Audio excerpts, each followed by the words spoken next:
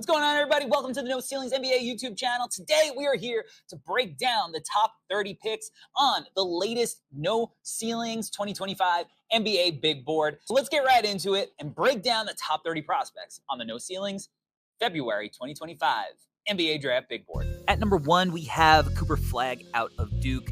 Flagg is the consensus number 1 prospect in this class, has been that way for a long time. The 6'9" freshman is averaging 28 and 4 with nearly 3 stocks a game. His offense is really coming around. There's a reason that Cooper Flagg is the number 1 prospect. There's a reason that he has been touted as the number 1 guy for so long. He's living up to the hype. Cooper Flagg coming in at number 1 on the No Ceilings Big Board. At number 2, we have Dylan Harper, who has been injured as of late, but he's having a phenomenal freshman season for Rutgers. The 6'6" guard is strong. He is one of the best downhill threats in this entire class. He finishes everything. Harper is an awesome playmaker. He is a devastating scorer. His combination of physicality and skill at the guard spot is everything that teams crave, which lands him at number 2 on the No Ceilings NBA Draft Big Board. At number 3, we have Ace Bailey, who has really turned it on as of late. Look, for all of the qualms that we have with Ace Bailey's playmaking and decision-making, the kid is averaging 20 points and 8 boards a game on 47% from the field, 39% from 3. But the freshman has really turned it around.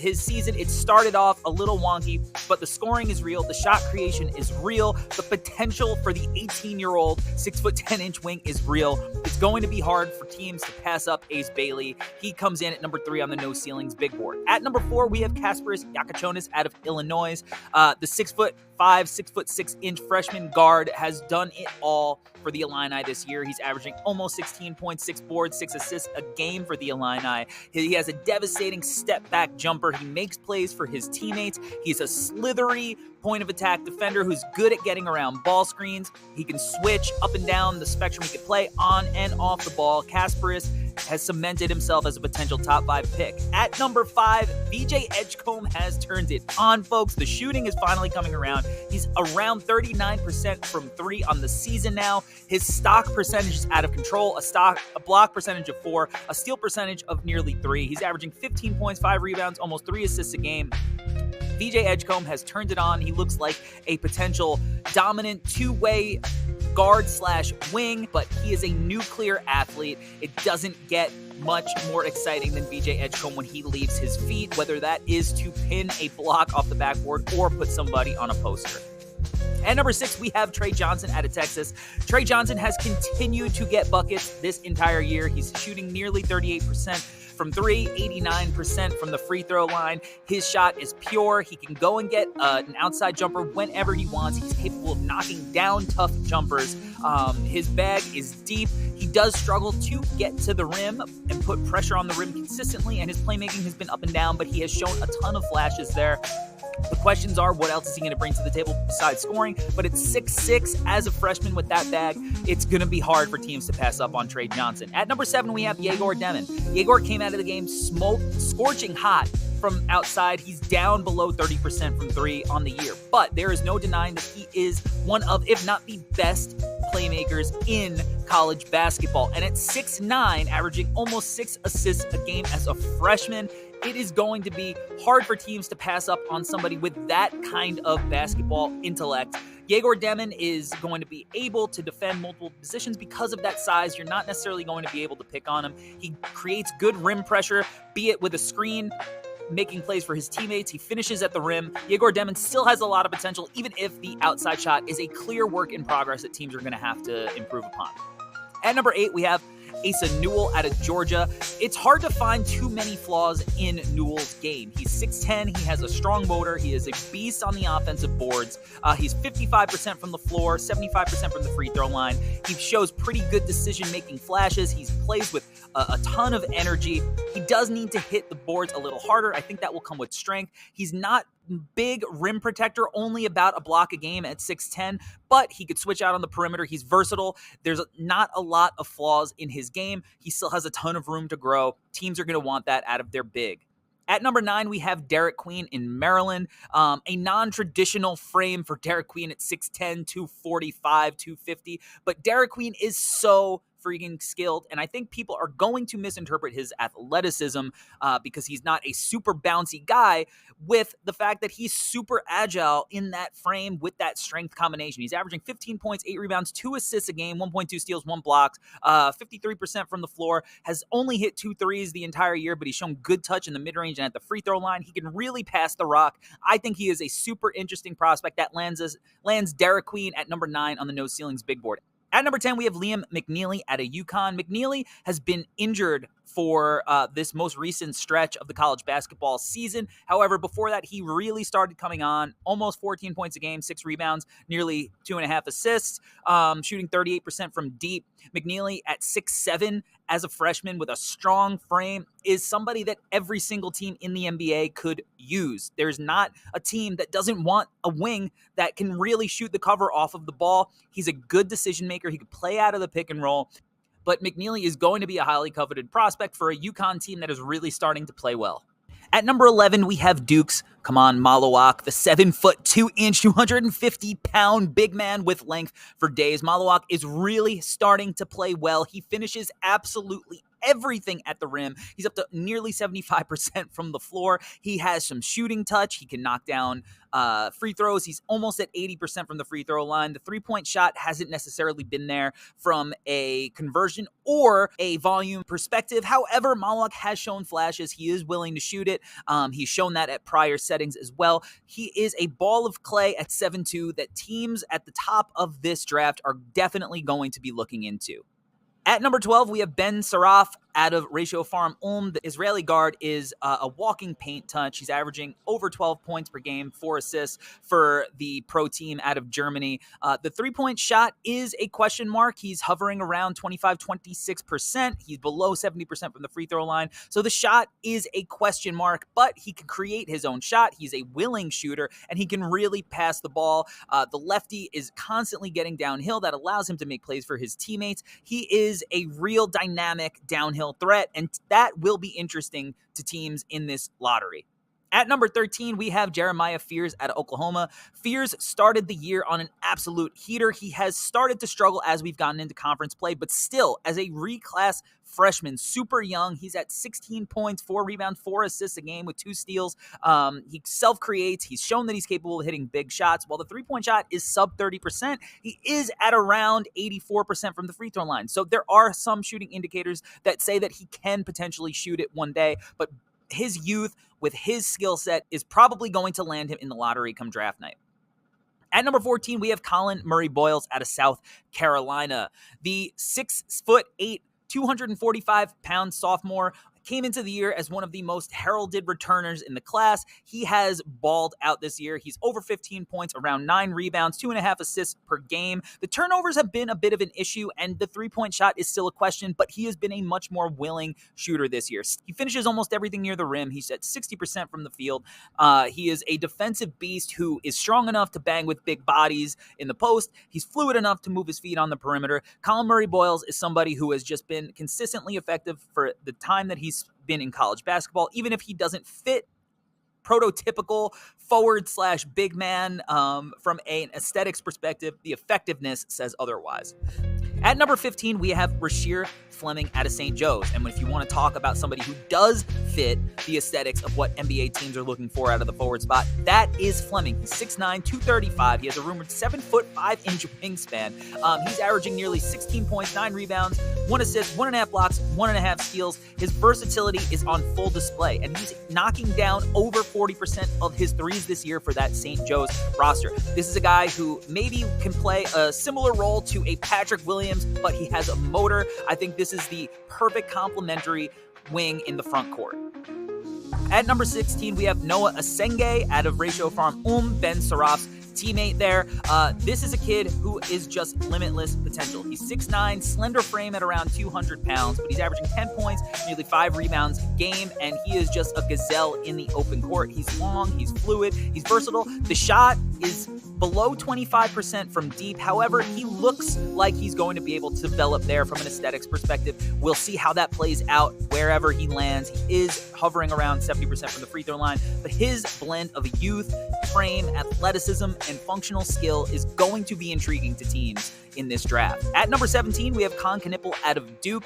The 6'6", 220-pound freshman guard has really started to turn it around. We know that he has got an absolute strap, and he's finally starting to show it, hovering about 38% from three. He's at 87% from the free throw line. He might be, along with Cooper Flagg, Duke's best playmaker. He's at almost 3 assists per game. He's a killer decision maker. The questions on the defensive end will be there.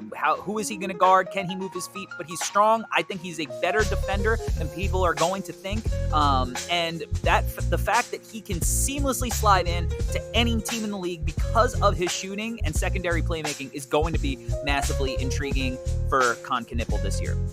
At number 18, we have Nick Clifford. Nick, the fifth-year senior out of Colorado State, 6'6", 200, tested the waters last year. He has been absolutely phenomenal for Colorado State. Returning this year, he's at around 18 points, 10 rebounds, 4 assists per game. Defensive beast. His three-point shot is still below that 35% marker. He's only 74% from the free throw line, but he's improved as a self-creator. I think he's going to be a capable spot-up shooter at the next level. He'd see him sliding in as a potential 4th or 5th starter down the line.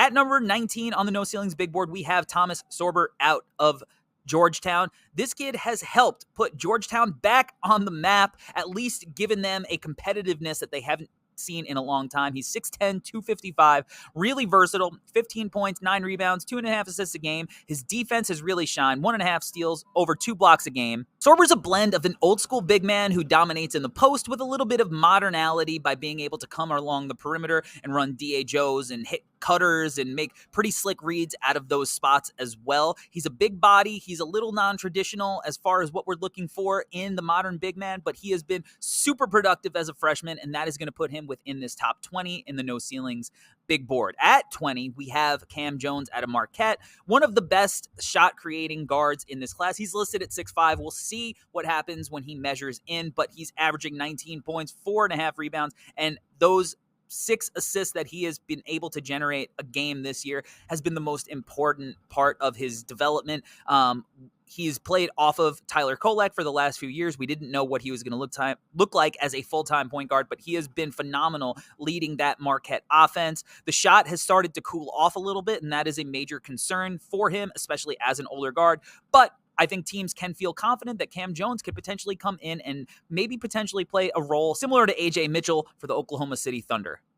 At number 21, we have Carter Bryant, the Arizona freshman, who is playing in limited minutes, but it feels like every time he's on the court that he is just making an impact. You look at the raw numbers, 6 points, 3 rebounds a game, and you don't see a whole lot. But every time he's in the game, you feel his presence. He's almost at 40% behind the arc. He has real deal athleticism, real slick transition dunks in his game, and he can really defend. So the two-way guard with his work ethic, I think he has the potential to potentially find his way in the lottery. We get closer to the draft and you start getting into workouts and interviews, but this is a kid who's been on the radar for a while. He's playing really well for the Arizona Wildcats. Let's see if that minute load increases as we get further into this college basketball season. At number 22, we have Miles Byrd out of San Diego State. The 6'7" sophomore has been phenomenal for San Diego State this year.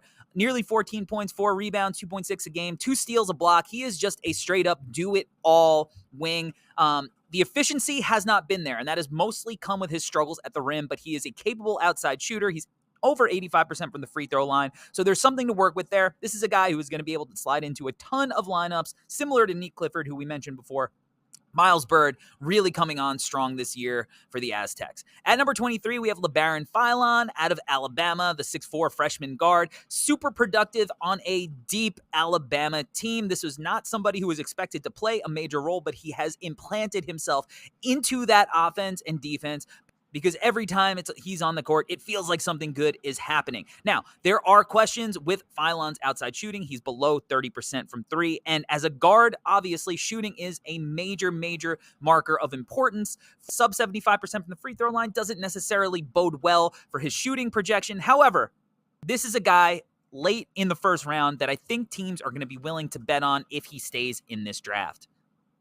At 24, we have Hugo Gonzalez from Real Madrid. This is a guy who was a potential lottery pick coming into the year. The 6'6", 210-pound, 19-year-old wing has not played a big role on Real Madrid, which is one of the premier teams in Europe. So it is not because of a lack of skill that he's not seeing major minutes. You look at that roster, it is littered with past NBA players. So he is playing on a stacked pro team in the toughest league in Europe. So you can't look at his raw stats of 3 points, 2 rebounds a game. You have to see what he did at lower levels of competition, like the FIBA tournaments, and see how he performed there when he was playing more amongst his peer group, where he really showed a ton of athleticism, strong two-way ability. Hugo Gonzalez is still going to intrigue teams in this draft, even if he has slid down the board a little bit.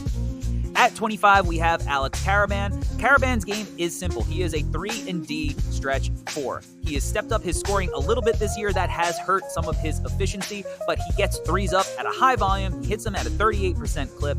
At 6'8", with a 6'11" wingspan, and somebody who's won 2 championships, teams are going to feel confident that Alex Karaban can slide in and help their team potentially right away.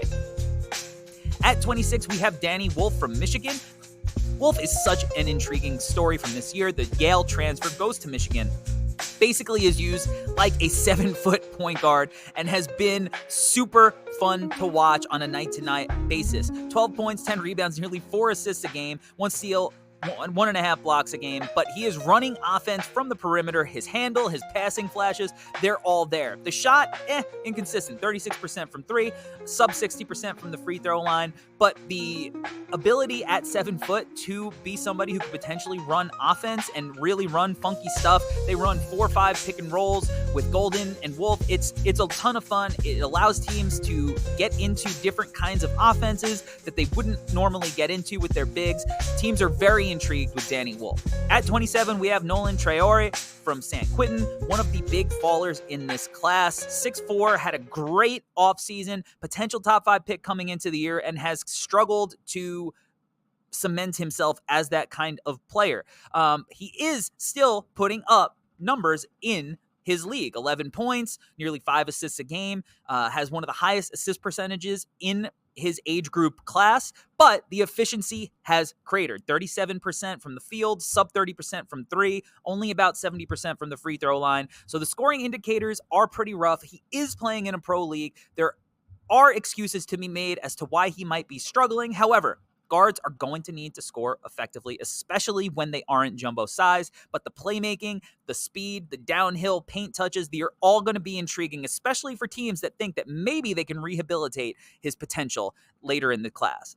At 28, we have Boogie Fland out of Arkansas, the 6'2", 175-pound freshman. Boogie Fland is now out for the year after getting hand surgery. However, Boogie Fland was still putting up very solid numbers in his freshman year. 15 points, almost 6 assists per game, a real deal shot creator from the perimeter who's capable of getting his own look from anywhere on the floor.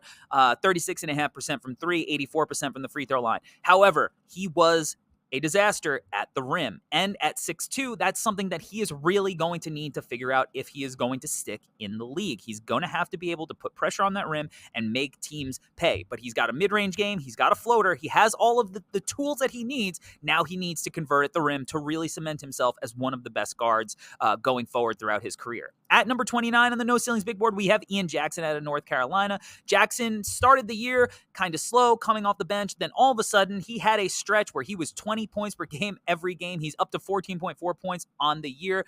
The one hang up with Jackson, we know he's a bucket, but he is not passing the rock. Similar to Ace Bailey, he's only around 1 assist per game from the guard spot. And that kind of decision-making is going to have to get better because he might not be a number one option at the next level. And he's going to have to find other ways to contribute. Right now, his role in North Carolina might just be to score. They have RJ Davis. They have Elliot Cadeau to handle some of the playmaking load. But at 6'4", he's going to need to find ways to make plays and leverage the threat of his scoring to make his teammates better at the next level. Number 30, we have Janai Broome out of Auburn, one of the top 2 potential prospects to be the National Player of the Year along with Cooper Flagg. So it's fitting that they bookend our top 30 here. But 6'10", with a 7-foot wingspan, averaging nearly 3 blocks per game, and again has been arguably the best player in college basketball. It is entirely possible that we are underselling his potential because he is a fifth-year senior here, and that he really might be one of the best players when we look back in this draft. And if we take away age,